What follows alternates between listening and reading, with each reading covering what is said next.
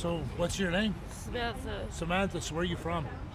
Calgary. Calgary. But you said you got kids where? I have a child in Nova Scotia. No, what's her name?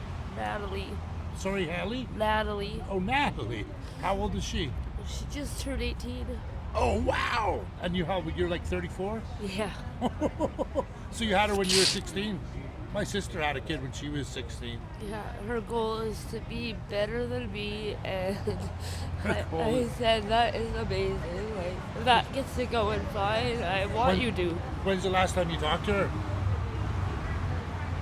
She Okay. said happy birthday to me on my birthday last year, Okay. and then the last time before that was at my brother's funeral. And you said you said that she's with your mother? Yeah. Oh, so she's got family, eh? That's Yeah. good. So what do you want to do? What are your plans? You were just saying something about the hospital?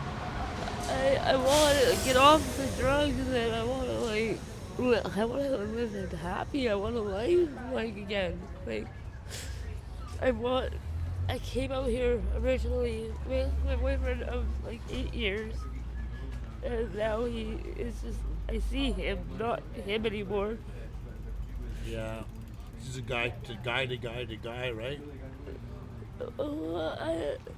Someone recently told me I have a curse. You have a curse. What's the curse? You want to be with somebody? No, That's not a I curse. have That's a blessing. That means you've got a heart, girl. 4 dead boyfriends, and my relationships only last 2 years. If they last longer, then they die. And so far, it's happened.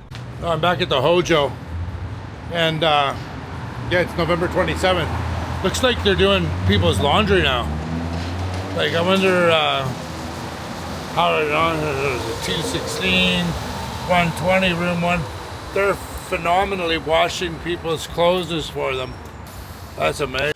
All right, so I'll do this once more. So, hey friends, ladies, gents, this is the fabulous Hotel California. Tina Turner, Rolling Stones, Rod Stewart, Jimi Hendrix, they all played here. It's got so much history. And COVID happened, and they just, that virus thing with the pandemic happened, and the BC Housing bought it and took it to a place called, it's in a women's center now, a women's homeless shelter. Here's a strange cookie though, right? So there's not a lot of women live there. Most of them are men. Up in that corner up there, right up in this room, and in that room up there, the bigger room up there, a couple months ago, I saw someone hanging out there. He's yelling, he's throwing shit out the windows. This guy came over, a security guard came outside to try to calm him down. He was yelling at him. People were yelling. I got that video that night that happened in October. It was a mess. Anyways, this is supposed to be a place for women, and it's not. And there's more women out there than I've met in the last month, and it's getting cold. And I don't know.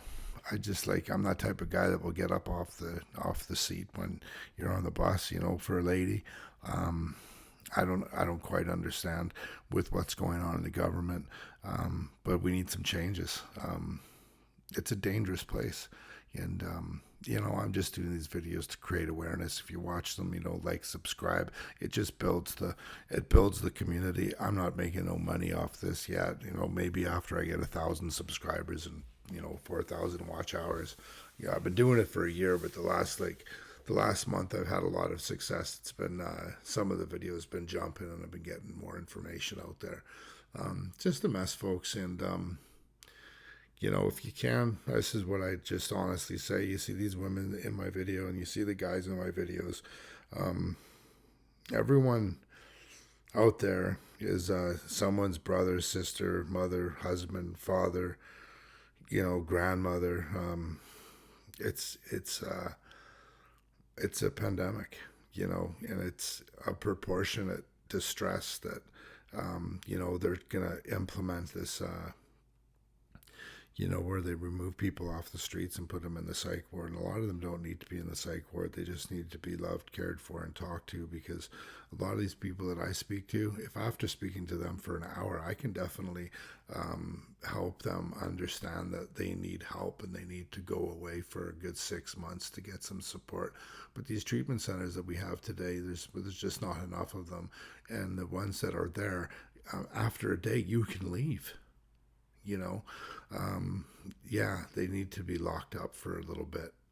But they need to make the choice that they want to have themselves locked up for a bit. Because I know when I stopped drinking in '96 and I had to go away for a minute, I needed to get locked up. And I was definitely grateful for that gentleman that used to speak to me at the recovery club on Richard Street. He helped me understand that I needed help. So when you're out there, a smile doesn't hurt. God bless. Okay, young lady, it's your turn. Yes. I know, look at that smile, eh? So tell me about yourself. How did you get to Vancouver? Well, You came for this guy, right?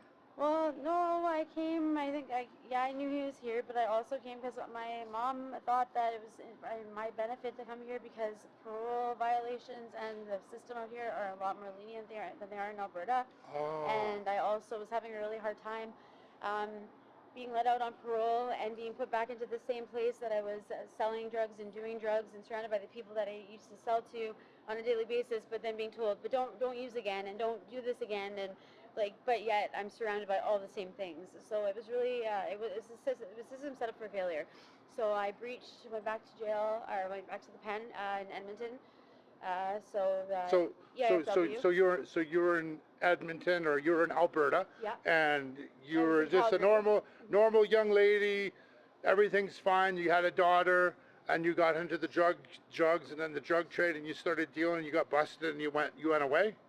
Yeah, I wouldn't say, what do you qualify as normal? I was prescribed painkillers for years because I have something called Behçet's disease, which is an autoimmune I've heard of that disorder, and they didn't know what was wrong it took them, I think, almost 6 years to diagnose me. So in that 6 years, they gave you painkillers. They just threw them at me like you wouldn't believe, honestly. What did you say they were giving you? You 880s? By the end of it, yeah, 880s, and then. So if anybody doesn't know what 880s means, in terms, it means an 80 milligram tablet of oxycodone.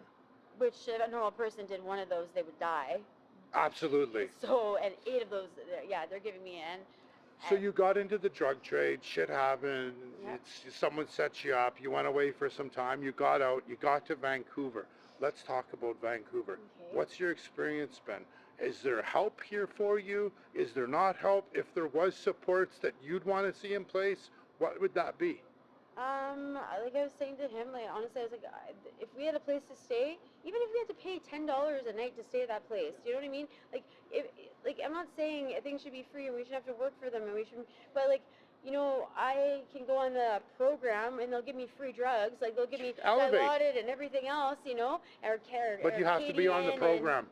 Well, yeah, but so they'll give me these drugs for, and that's their help. But yet, if I want, a place to stay so that I can, start working again and have a place to shower and put my belongings and feel safe and comfortable. Oh no, that's asking too much, because those SROs, I'm sorry, I would rather be out on the streets than live in one of those places. Dangerous. I've heard of murders and they're disgusting. Not even. They're the cockroaches, the mice, Who works in these places? Are they? Can you say it? Usually. Are they support workers? The workers that work there? Are they of experience of drugs or homelessness? Or are they from here? I honestly would have to say that most of them are probably either East Indian or maybe African or from. I don't know if they were born here, but most of them have accents. Interesting. They're not very approachable. The fact that you have to be ID'd when you're literally the people that are living in these SROs are paying rent. Right? They pay live there. They pay rent to live there. It there. comes right off their assistance their welfare checks, right? Yeah. Exactly, their disability. But then if they want to have a friend over, someone over there, I have to show ID. You have to show ID to get in. So if you don't have ID, you're scooped. Yeah. You can't go visit your brother. And it's actually completely illegal to do that. It's actually it's illegal now. There's a law that says that they shouldn't be doing that, but they don't care. They still do it anyway, right? So what supports are there? What if there was like, I know the year this stupid, I'm not a counselor, but if you had a magic wand. And I've had a magic wand. If I right now decide, you know, so any one of us like Someone decide give a shit. we want to give, yeah, we want to get sober. Okay. Someone to give okay. a shit. Someone actually Yeah. gave a shit, man. So the one thing that I've heard both of you guys say is there's not, and I asked you out of my own stuff, there's no people like me walking around asking questions, but identifying people's interests But and why there's they're on the people streets. that tell me what I need to do. There's no one's asking me Okay. what I need But there's a to problem help. is that you're rocking the boat, and people are scared to rock the boat because there's a lot of crazy shit that happens in this city. Yeah, I'm rocking the boat. You're, But so you're most being of a the people, squeaky wheel, and people yeah, don't like that. so most shit, of the people right? that are like helping, like coming out and walking around and helping you guys are here to tell you, oh, the SRO's there, and oh, this is where you get your prescription, and oh, this is where you need to Here's get. or harm reduction supplies. But they're full of drugs, man. Or here's a shelter that, you know, but you guys can't stay together because you're a couple. Oh, but and- you can. But can't you? No, most of them no. If we No. go to a shelter right now, if we can get in, we can't stay together. No. You don't want to stay at the shelter downtown on Why Hastings. the fuck would Fuck. I do that? like, no, man. No, it's not a. This, anyways, I've never anyways, looked at folks. this. Yeah, it's as again, like I get the same message consistently. There's no supports. There's no help. Yeah, people are addicted to drugs, and when you're addicted to drugs, yeah, it's. I mean, that's all you're thinking about is getting high the next time, and you're also thinking about how do I stop getting high and how can I get help. But when there's no help, how can anyone move forward?